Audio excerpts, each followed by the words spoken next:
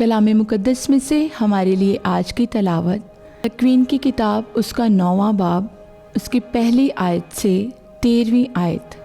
اور خدا نے نوح اور اس کے بیٹوں کو برکت دی اور انہیں کہا کہ پھلو اور بڑھو اور زمین کو معمور کرو، اور تمہارا روب اور ڈر زمین کے کل جانوروں اور آسمان کے سب پرندوں اور زمین پر سب چلنے والوں پر قائم رہے گا۔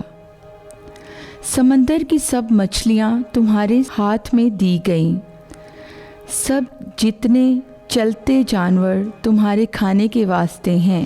میں نے ان سب کو نباتات کی طرح تمہیں دیا، مگر تم گوشت کو اس کے خون کے ساتھ مت کھانا، کیونکہ میں تمہارا خون ہر ایک جنگلی جانور سے اور ہر ایک آدمی کے ہاتھ سے طلب کروں گا، اس آدمی سے بھی جو اپنے بھائی کو مار ڈالے۔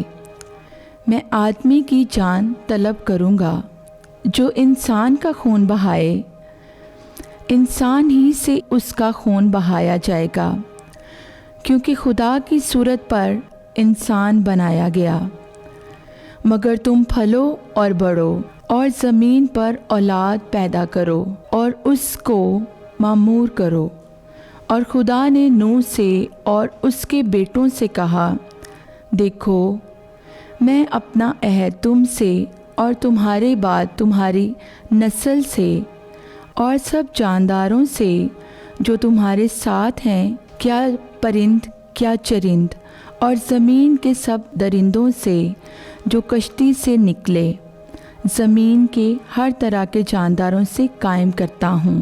تم سے میں اپنا عہد قائم کرتا ہوں کہ کوئی جاندار پانی کے طوفان سے پھر ہلاک نہ ہوگا، اور نہ طوفان ہی دوبارہ آئے گا کہ زمین کو تباہ کرے۔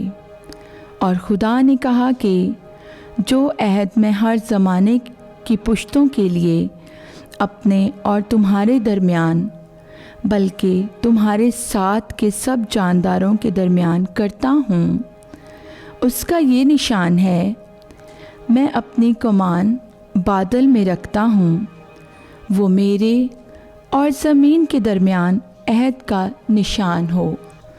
پاک کلام کے پڑھے اور سنے جانے پر خداوند کی برکت ہو۔ خدا کا شکر ہو۔